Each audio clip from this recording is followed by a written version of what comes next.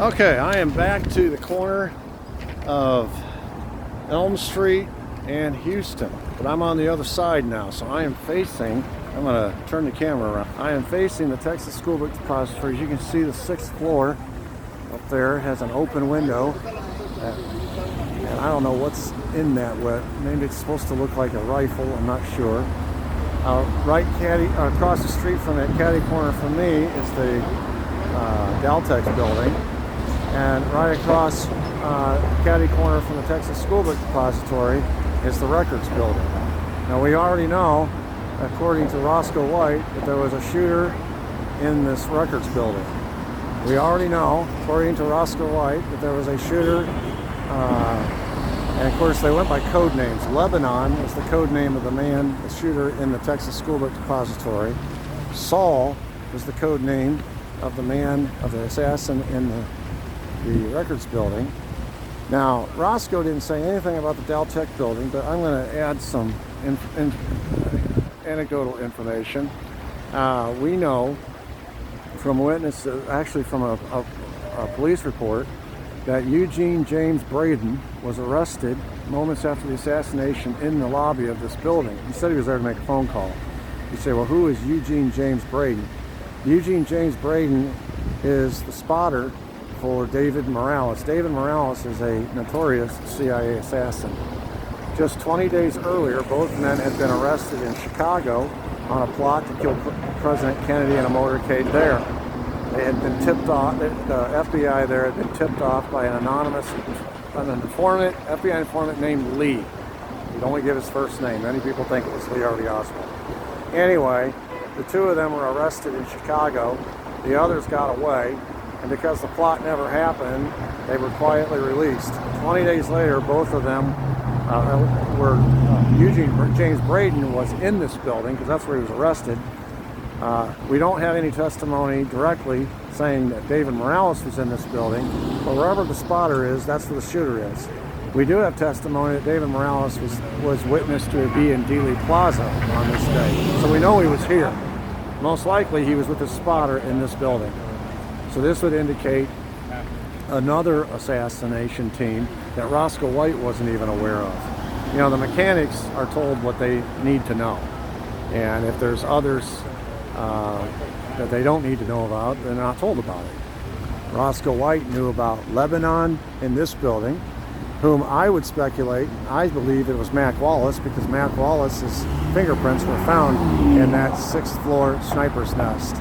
And now we know it was David Morales in this building. The question is, who was Saul in this building?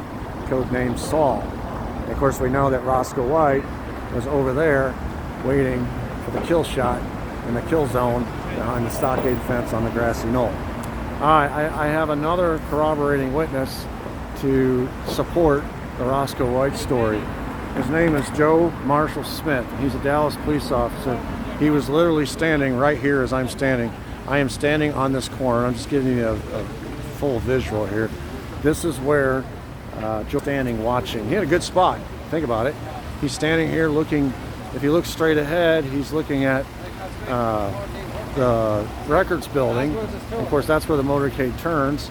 And then as the motorcade turns, he's continuing to get a front row seat because he's standing right on this corner. And anyway, within moments, obviously, the motorcade ends up down where the X marks the spot, and the shots ring out, and all hell breaks loose. Well, Joe Marshall Smith reports that at that moment, he says, while I was standing there, the motorcade went by. Then I heard the shots. This woman came up to me, and she was hysterical. She told me they are shooting the president from the bushes, which, I'm going to turn the camera around so you can see. That X that marks the spot on the pavement, I've shown it to you before. It's about right where, let's see if I can get a car in the middle lane here. The red car, that black car right there. That's about the X that marks the spot. And of course, she's talking about the bushes that are hiding or disguising this the picket fence there on the Grassy Knoll. So I'll turn it back. All right. They are shooting the president from the bushes. So I immediately proceeded up there to a parking lot. We've been in the parking lot behind the Grassy Knoll. back from Elm Street towards the railroad tracks. We've seen all of that. I've shown it all to you.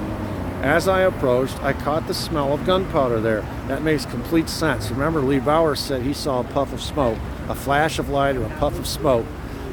Ed Hoffman, the only reason he noticed something, remember, he was deaf and dumb, so he couldn't hear the shot, but he saw a puff of smoke. He saw it. So here is Joe Marshall Smith saying, I caught the smell of gunpowder there. I could tell it was in the air. When I got there, I saw a man in a suit, and I pulled my pistol from my holster. He saw me coming with my pistol, and right away he showed me who he was, that he was a Secret Service agent. All right? He had on a sports shirt and sports pants, but he had dirty fingernails, it looked like, and hands that looked like auto mechanics' hands. Afterwards, it didn't ring true that he was in the Secret Service. But at the time, we were so pressed for time, and we were searching, and he had produced correct identification, and we just overlooked it. I should have checked the man closer, but at the time, I didn't snap to it. So Joe Marshall Smith is a Dallas police officer, another person who confronts Suit Man and lets him go after Suit Man showed him Secret Service credentials.